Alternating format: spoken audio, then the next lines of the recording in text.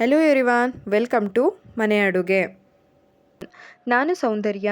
ಇವತ್ತಿನ ವಿಡಿಯೋದಲ್ಲಿ ಕೃಷ್ಣ ಜನ್ಮಾಷ್ಟಮಿ ಸ್ಪೆಷಲ್ ಆಗಿ ಕೃಷ್ಣನಿಗೆ ನೈವೇದ್ಯಕ್ಕೆ ಇಷ್ಟ ಆಗುವಂಥ ಸಿಹಿ ಅವಲಕ್ಕಿನ ಯಾವ ರೀತಿಯಾಗಿ ಮಾಡೋದು ಅಂತ ಹೇಳ್ಬಿಟ್ಟು ತೋರಿಸ್ಕೊಡ್ತಾ ಇದ್ದೀನಿ. ತುಂಬ ಸಿಂಪಲ್ ಪ್ರೊಸೀಜರಲ್ಲಿ ಹಾಗೆ ಟೇಸ್ಟಿಯಾಗಿ ಕೂಡ ಇರುತ್ತೆ. ಒಂದ್ಸಲ ಈ ವಿಧಾನದಲ್ಲಿ ಟ್ರೈ ಮಾಡಿ. ಹಾಗಿದ್ರೆ ಹೇಗೆ ಮಾಡೋದು ಅಂತ ನೋಡೋದಾದರೆ ಮೊದಲಿಗೆ ಇಲ್ಲಿ ಒಂದು ಮಿಕ್ಸಿಂಗ್ ಬೌಲ್ಗೆ 1 ಕಪ್ ಆಗುವಷ್ಟು ಅವಲಕ್ಕಿನ ತಗೊಂಡಿದ್ದೀನಿ. ಇದಕ್ಕೆ ನೀರನ್ನು ಸೇರಿಸ್ಬಿಟ್ಟು ನಾವು ವಾಶ್ ಮಾಡ್ಕೊಳ್ಬೇಕಾಗತ್ತೆ. ಇದು ಬಂದ್ಬಿಟ್ಟು ಉಪ್ಪಿಟ್ಟಿಗೆ ಬಳಸುವಂಥ ಗಟ್ಟಿ ಅವಲಕ್ಕಿ. ನಂತರ ಇದಕ್ಕೆ ನೀರನ್ನು ಸೇರಿಸಿ ಒಂದು 3 ಇಂದ 4 ಸಲ ಚೆನ್ನಾಗಿ ವಾಶ್ ಮಾಡ್ಕೊಳ್ಬೇಕು. ಅವಲಕ್ಕಿಲಿ ಜಾಸ್ತಿ ಗಲೀಜಿರುತ್ತೆ, ಹಾಗಾಗಿ ಚೆನ್ನಾಗಿ ಒಂದ್ಸಲ 2-3 ಸಲ ವಾಶ್ ಮಾಡ್ಕೊಳ್ಳಿ. ವಾಶ್ ಮಾಡಿದ್ದು ತಗೊಳ್ಬೇಕಿದ್ರೆ ನಾವು ಸ್ವಲ್ಪನೂ ನೀರಿರಬಾರ್ದು, ಆ ರೀತಿ ತಗೊಳ್ಬೇಕಾಗತ್ತೆ. ನಂತರ ಇದಕ್ಕೆ 1 ಟೇಬಲ್ ಸ್ಪೂನ್ ಆಗೋಷ್ಟು ನೀರನ್ನು ಸ್ವಲ್ಪ ಚಿಮುಕಿಸ್ಬಿಟ್ಟು ಒಂದು ಪ್ಲೇಟ್ನ ಕ್ಲೋಸ್ ಮಾಡಿ ಇಡಬೇಕಾಗತ್ತೆ.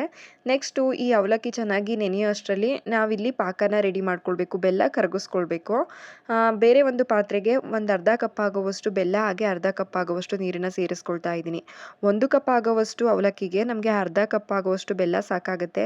ಸಿಹಿ ಜಾಸ್ತಿ ಇಷ್ಟಪಡೋರು ಸ್ವಲ್ಪ ಜಾಸ್ತಿ ತಗೊಳ್ಳಿ, ಇಲ್ಲಾಂದರೆ ಸಿಹಿಯಾದ ಇಷ್ಟು ಸಾಕಾಗುತ್ತೆ. ನಂತರ ಇಲ್ಲಿ ಬೆಲ್ಲ ಚೆನ್ನಾಗಿ ಕರಗಿದೆ ಅಲ್ವಾ, ಈ ಕರಗಿರೋ ಅಂಥ ನೀರನ್ನು ಒಂದ್ಸಲ ಶೋಧಿಸ್ಕೊಳ್ಬೇಕಾಗತ್ತೆ. ಬೆಲ್ಲದಲ್ಲಿ ಗಲೀಜಿಲ್ಲ ಅಂದರೆ ನೀವು ಡೈರೆಕ್ಟಾಗಿ ಮಾಡ್ಕೊಳ್ಳಿ. ಗಲೀಜಿತ್ತು ಅಂತ ಅಂದರೆ ಒಂದ್ಸಲ ಶೋಧಿಸ್ಕೊಬಿಟ್ಟು 1-2 ಕುದಿ ಬರಲಿಕ್ಕೆ ಬಿಡೋಣ. ಇದೇನು ಪಾಕ ಬರೋದು ಬೇಡ, ಜಸ್ಟ್ ಬೆಲ್ಲ ಕರಗಿ 1-2 ಕುದಿ ಬಂದರೆ ಸಾಕು. ಈ ಟೈಮಿಂಗ್ಸಲ್ಲಿ ನಮಗೆ ಅವಲಕ್ಕಿ ಕೂಡ ಚೆನ್ನಾಗಿ ನೆಂದಿರುತ್ತೆ, ಸಾಫ್ಟಾಗಿ. ನೋಡ್ತಾ ಇರ್ಬೋದು ನೀವು, ಉದ್ದುದ್ರಾಗಿ ಚೆನ್ನಾಗಿ ಸಾಫ್ಟಾಗಿ ನೆಂದಿರುತ್ತೆ. ತುಂಬ ರಫಾಗಿ ತಿನ್ನೋದಕ್ಕೆ ಕಷ್ಟ ಆಗೋ ರೀತಿಲಿ ಇರೋದಿಲ್ಲ. ಈ ರೀತಿ ನೀವು ಅವಲಕ್ಕಿನ ನೆನೆಸ್ಕೊಳ್ತು ಅಂತ ಅಂದರೆ. ನಂತರ ಇಲ್ಲಿ ಕುದೀತಿರೋ ಅಂಥ ಬೆಲ್ಲದ ನೀರಿಗೆ ನಾವಿವಾಗ ಏಲಕ್ಕಿ ಪುಡಿ ಹಾಗೆ 1 ಕಪ್ ಆಗೋಷ್ಟು ತೆಂಗಿನಕಾಯಿ ತುರಿನ ಹಾಕ್ಕೊಂಡು ಚೆನ್ನಾಗಿ ಮಿಕ್ಸ್ ಮಾಡ್ಕೊಳ್ಬೇಕು. ನೀವು ಈ ರೀತಿಯಾಗಿ ಬೆಲ್ಲದ ನೀರಿಗೆನೆ ಫಸ್ಟೇ ತೆಂಗಿನಕಾಯಿ ತುರಿ ಹಾಕಿ ಮಿಕ್ಸ್ ಮಾಡಿಕೊಂಡ್ರೆ ನಿಮಗೆ ಪ್ರಸಾದ ಬೇಗ ಹಾಳಾಗೋದಿಲ್ಲ. ನೀವು ಲಾಸ್ಟಲ್ಲಿ ತೆಂಗಿನಕಾಯಿ ತುರಿ ಹಾಕೊಳ್ತು ಅಂತ ಅಂದರೆ ಜಾಸ್ತಿ ಹೊತ್ತು ಇಡೋಕ್ಕಾಗೋದಿಲ್ಲ, ಹಾಗಾಗಿ ಅಷ್ಟೇ.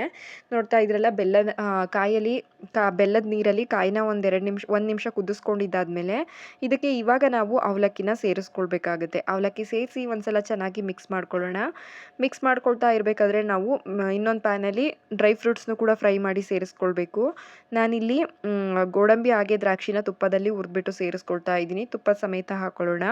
ಹಾಕ್ಕೊಂಡು ಒಂದ್ಸಲ ಚೆನ್ನಾಗಿ ಮಿಕ್ಸ್ ಮಾಡ್ಕೊಳ್ಬೇಕು. ಆ ಬೆಲ್ಲದ ನೀರೇನಿರುತ್ತೆ ಅದರಲ್ಲಿ ಅವಲಕ್ಕಿ ಚೆನ್ನಾಗಿ ಹಿಡಿದು ಅರಳ್ಕೋಬೇಕು. ಹಾಗಾಗಿ ನೋಡ್ತಾ ಇದ್ರಲ್ಲ, ನೀರೆಲ್ಲ ಅಬ್ಸರ್ವ್ ಆದಮೇಲೆ ಒಂದು ಪ್ಲೇಟ್ನ ಕ್ಲೋಸ್ ಮಾಡಿಬಿಡಿ. 1-2 ನಿಮಿಷಕ್ಕೆಲ್ಲ ನಮಗೆ ಅವಲಕ್ಕಿ ಚೆನ್ನಾಗಿ ಅರಳ್ಕೊಂಡಿರುತ್ತೆ. ನೋಡಿ, ಈ ರೀತಿಯಾಗಿ ಚೆನ್ನಾಗಿ ಆ ಬೆಲ್ಲದ ಪಾಕನೆಲ್ಲ ಹೀರ್ಕೊಂಡು ನಮಗೆ ಅವಲಕ್ಕಿ ಅನ್ನೋದು ಚೆನ್ನಾಗಿ ಅರಳಿರುತ್ತೆ. ಉದುರುದ್ರಾಗಿರುತ್ತೆ, ಆಗಿದ್ರೆ ಸಾಫ್ಟಾಗಿರುತ್ತೆ, ತುಂಬ ಚೆನ್ನಾಗಿರುತ್ತೆ. ಈ ವಿಧಾನದಲ್ಲಿ ಟ್ರೈ ಮಾಡಿ. ಈ ಸಲ ಜನ್ಮಾಷ್ಟಮಿಗೆ ನೈವೇದ್ಯಕ್ಕೆ ಈ ರೆಸಿಪಿನ ನೀವು ಖಂಡಿತವಾಗೂ ಟ್ರೈ ಮಾಡ್ಬೋದು, ಅಷ್ಟು ರುಚಿಯಾಗಿರುತ್ತೆ. ಈ ಅವಲಕ್ಕಿ ರೆಸಿಪಿ ನಿಮ್ಮೆಲ್ಲರಿಗೂ ಕೂಡ ಇಷ್ಟ ಆಗಿದೆ ಅಂದ್ಕೊಳ್ತೀನಿ. ಇಷ್ಟ ಆಗಿದ್ರೆ ಲೈಕ್, ಶೇರ್, ಕಮೆಂಟ್ ಮಾಡೋದ್ರ ಜೊತೆಗೆ ಇನ್ನೂ ಯಾರು ನನ್ನ ಚಾನಲ್ನ ಸಬ್ಸ್ಕ್ರೈಬ್ ಮಾಡದೆ ವಿಡಿಯೋ ನೋಡ್ತಾ ಇದ್ದೀರಾ, ಪ್ಲೀಸ್ ಸಬ್ಸ್ಕ್ರೈಬ್ ಮಾಡ್ಕೊಳ್ಳಿ. ಇದೇ ರೀತಿಯಾಗಿರೋವಂಥ ಈಸಿ ರೆಸಿಪೀಸ್ ನನ್ನ ಚಾನಲ್ನಲ್ಲಿ ಬರ್ತಾ ಇರ್ತವೆ. Thank you for watching.